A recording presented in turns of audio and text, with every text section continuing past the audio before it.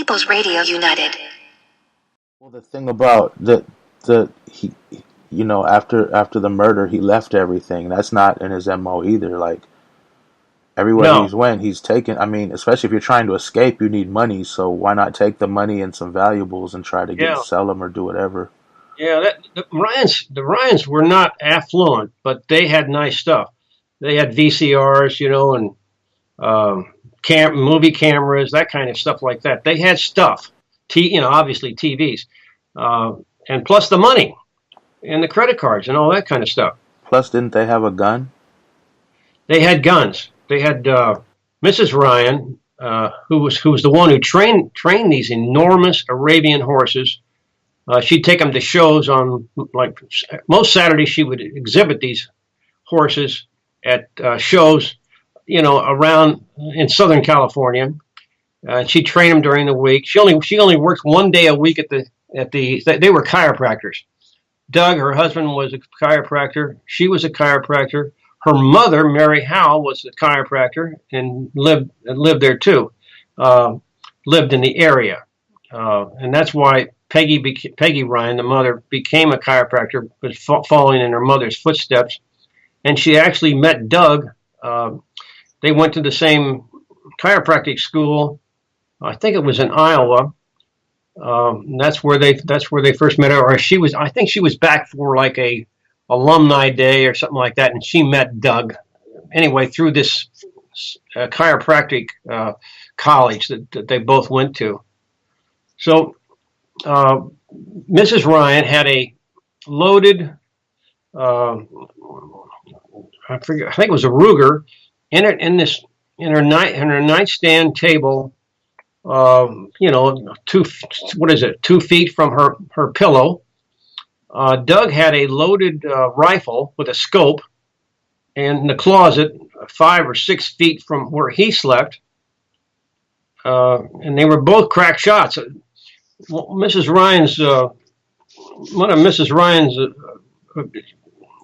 Ryan's sister, I went to see her, and she lives in Florida. And she recounted at a time when she was out visiting Peggy at the house, and they walked into the master bedroom, and they saw a snake hanging from one of the rafters in this bedroom. And Peggy went over to the closet and got Doug's rifle out, and in one shot, killed this snake. It took 10 seconds. And that was all there was to it. Nobody panicked. Nobody screamed. She just shot it. So here's a very competent 41-year-old, strong, 5'8" tall woman who can lift bales of hay and throw them into the back of a pickup truck. Can hitch the trailer that carries the Arabian horses to these shows. She can hitch the trailer to the truck by herself. Here's this very fit, strong woman with a gun 2 feet away and never got to use it. And then there's Doug, who's 6'2", almost 190 pounds, a former MP in the Marines. He's not one of these guys who goes around acting tough, but he's tough. So the idea that Kevin Cooper, who was 150 pounds at most, he's tall. Kevin's like 6'1" or so, but he's thin. The idea that one person, and I don't care who it is, could go in there and, at 12 o'clock at night, when these people have been in bed for just 35, 40 minutes, so they're not zonked out totally, and do what they did to them. That one person could do what they did to them it's another one of these impossible scenarios that makes this case fall apart. These people, these poor Ryans, when I say massacred, there was over 140 wounds meted out to the 4 victims. This is Mrs. Ryan and Mr. Ryan. Their daughter Jessica, who was 10 years old. And to the house guest, they had a house guest that night named Chris Hughes, who was, I think he was 11, and Josh was 8, almost 9. Josh was just about to turn 9.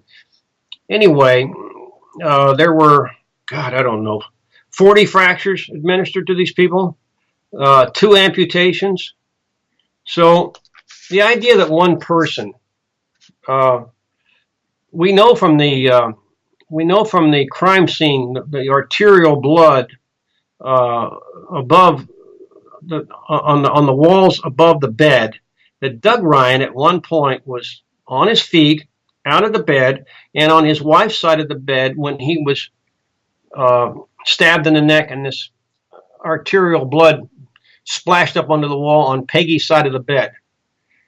Nonetheless, his body was found. His dead body was found on his side of the bed, kneeling on the floor, with on his side of the bed, even though he'd been on her side of the bed. So he was mobile. This 6'2" guy was mobile. And then, so here's what I'm picturing.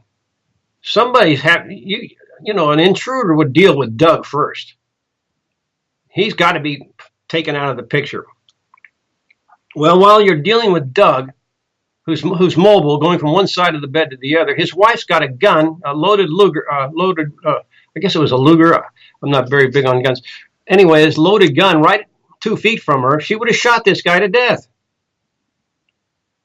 So anyway, all 4 of these people have numerous, and I mean, God, multiple defensive wounds to their hands and arms where they were fighting off this attacker. The little girl, Jessica, she had a large clump of light brown or blonde hair in her hand, where she'd pulled it out of the head of one of these attackers. And at one point during the night, during that siege, the little girl actually made it outside. And we know another thing from the blood, from the crime scene blood, from what the medical examiner said, that at some point the mother was embracing or holding her daughter, who was still alive, because of the blood smear. She could see Jessica's blood smears on the mother's breast and lap. So these 2 are still alive at the same time. So if you can picture, here's the little girl. She's gotten away, but yet they bring her back in. The mother's still alive when they bring her back in. So here's another chance for the mother to get the gun out of the drawer.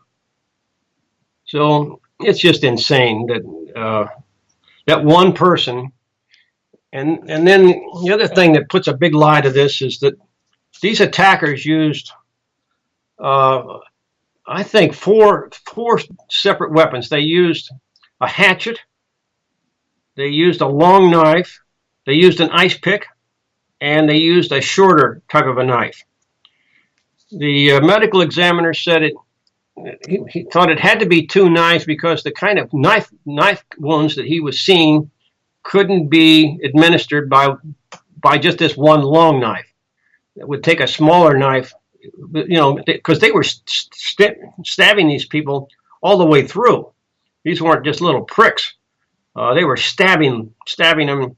So he said that it had to be 2 knives. But when the head prosecutor in this case, when the medical examiner mentioned this at a preliminary hearing, the prosecutor asked for a timeout, and he took him aside and he probably explained to him that, hold the phone here. If there's 4 weapons, then we really don't have a case against Kevin Cooper, because nobody uses 4 weapons. We're trying to sell the idea that he used 3. So I've always pictured this killer, this one type of killer. He's got where has he got the ice pick? I don't know. Has he got it in his teeth? He's got the hatchet in one hand. He's got the knife in another. Where in the hell is the ice pick? And where is the second knife? What is this? Just like Conan the Barbarian, just pulling stuff out of, some kind of a kung fu deal. But that was the case they had. So they had to make it best they could. So one of the best things they could do was take the 4 weapons down to 3. And then the medical examiner crumbled under that. He gets paid by the county. he crumbled and said, okay, just one knife could have done it all.